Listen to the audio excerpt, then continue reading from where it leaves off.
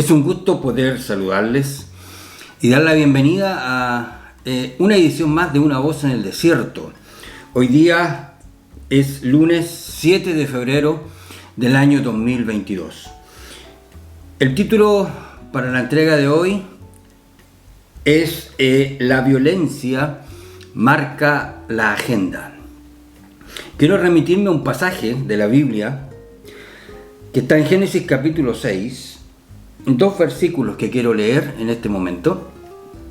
Y vio Jehová que la maldad de los hombres era mucha en la tierra, y que todo designio de los pensamientos del corazón de ellos era de continuo solamente el mal. El verso 11, y se corrompió la tierra delante de Dios, y estaba la tierra llena de violencia. Estaba la tierra llena de violencia. Bueno, en estos capítulos, en el capítulo 6, y lo que yo he leído son los argumentos que plantea Dios, que lo llevaron a decidir lanzar el diluvio universal. Estas fueron las razones que movieron a Dios a inundar la tierra con agua a través de un diluvio. Y lo que he leído, que está separado a tantos años de nosotros, parece el diario que usted va a comprar hoy día o las noticias que usted va a observar hoy día, que va a escuchar hoy día, de lo que usted se entera todos los días, de lo que nos enteramos todos los días. La tierra está llena de violencia. La violencia marca la agenda. Y ahí yo veo un punto que de pronto choca con aquellos que pretenden hacernos creer que el mundo cambia. Es cierto, hay cosas que cambian, y desde que el hombre es hombre, puesto por Dios donde fue puesto, el hombre ha luchado por vivir, por sobrevivir, por proyectarse, y lo que surgió muy pronto, y eso nunca va a parar, es el desarrollo tecnológico. Eso es innegable. El desarrollo tecnológico es lo que acompaña la existencia del ser humano. Y eso se puede rastrear muy fácilmente. Y como todas las cosas, esas son herramientas para poder ayudar, poder construir, o poder destruir, o poder causar daño. Porque la maldad, desgraciadamente, es protagónica. Lleva la voz cantante en el devenir de todos los pueblos. La tierra está llena de violencia. Es verdad, en distintos lugares se pueden apreciar diferentes niveles de esto. Pero todos, si miramos a nuestro alrededor, nos vemos en la obligación de reconocer cuán cerca están estos actos de violencia. Y yo quiero aquí hablar, dentro del tiempo que nos queda, tres cositas. Primero están quienes ejecutan la violencia. Y eso lo podemos apreciar todos los días. Aquellos que usan la violencia en perjuicio de otros, para dañar a otros. Y aquí nos remitimos derechamente a lo que todos llaman la delincuencia. Es el simplemente usar algún tipo de armas, de distintos tipos de armas, porque, por ejemplo, este fin de semana en España se produjeron unas riñas callejeras donde dos muchachos, uno apenas de 16 años y el otro de 23, perdieron la vida. Dos muchachos en distintos lugares, en riñas callejeras donde fueron acuchillados. Entonces, están quienes, repito, ejecutan la violencia. y se ha tipificado en distintos ámbitos. En distintos países se llevan tristemente las estadísticas, por ejemplo, de las mujeres asesinadas. Después tenemos los periodistas asesinados. Entonces, yo repito, nos encontramos con ese fenómeno de quienes ejecutan la violencia. Y en su propio país, en su propio entorno, usted conoce de personas de distintos tipos que han destruido su vida por usar la violencia contra otros. Usted los puede ver, búsquelos si quieres, y ahí están quienes ejecutan la violencia. Y de la mano de esto están quienes la sufren. Claro, aquellos que en un sentido también son simples víctimas inocentes, que no tienen nada que ver en un conflicto, y sin embargo reciben la violencia. Muchas veces quienes les agreden no tienen ninguna relación con ellos. Bueno, nos remitimos otra vez al tema de la delincuencia. O si está en un lugar público, cosa que usted también lo puede observar, yo no sé si a lo mejor es lo que más espectacular es, y por eso se están exhibiendo videos que se transforman rápidamente en videos virales de violencias. Violencia, por ejemplo, en un supermercado, violencia en un lugar de comida rápida, violencia en los aeropuertos. Usted ve cómo la gente entra en conflicto tan rápidamente, y quizás usted tiene la experiencia de haberse envuelto en un conflicto porque la gente está violenta. Repito el punto, algunos la sufren. Y aquí, por ejemplo, tenemos que poner atención porque está pasando algo a nivel mundial que a mi modo de ver es muy alarmante. Recientemente en Estados Unidos, si usted puso atención, en Nueva York se realizaron funerales de policías y fueron acompañados por una multitud de sus compañeros y también de familiares. Policías asesinados. La semana que recién pasó en Alemania, dos policías jóvenes que hacen un control rutinario a un vehículo y sin embargo reciben como respuesta sendos disparos que les quitaron la vida. Muchachos jóvenes. Y ahí entonces pasamos al punto de, bueno, por un tal los que lo ejecutan, los que la sufren, y llegamos al tercer punto de aquellos que la usan o la facilitan. Y ese es el fenómeno que uno puede verlo, que es tremendamente preocupante. Cómo las autoridades facilitan la violencia. Ponga atención. Cuando, por ejemplo, la policía quiere cumplir y debe cumplir su labor de restablecer el orden público, por ejemplo, los periodistas, que son los facilitadores, ¿saben lo que dicen? Ponga atención. A la labor policial de restablecer el orden público le llaman represión. Y los policías reprimieron. O sea, quieren establecer, y son los facilitadores, que, por ejemplo, gente encapuchada, porque no muestran la cara, agredan, destruyan, causen el deterioro, en algunos casos la ruina de comercios en distintos lugares públicos, de pequeños emprendedores, que saqueen, que quemen, que destruyan. Y si los policías que tienen que guardar el orden público intervienen para frenar eso, los periodistas saltan diciendo que eso se llama represión. Después está la justicia, otro facilitador.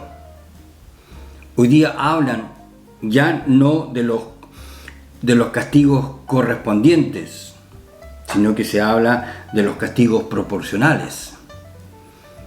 O sea, un delito de sangre, entonces se busca una pena proporcional. Observen el lenguaje. Y yo repito, estos son los facilitadores, aquellos que están detrás de permitir que la violencia ocurra como una expresión útil.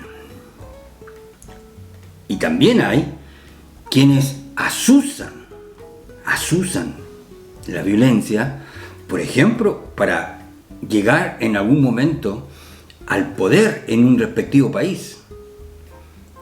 Y asusan a la gente y la lanzan a las calles para que precisamente destruyan, para que alboroten, para que violenten, para que ataquen.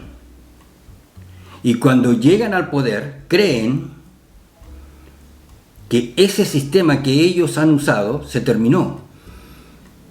Y lo que muy probablemente va a pasar en aquellos regímenes donde se estableció ese camino, aquellos que llegaron al poder asusando a la gente hacia la violencia, estando en el poder, y cuando sus medidas no cumplan las expectativas de aquellos que ellos usaron, no hay ninguna duda que el sistema se va a volver a repetir.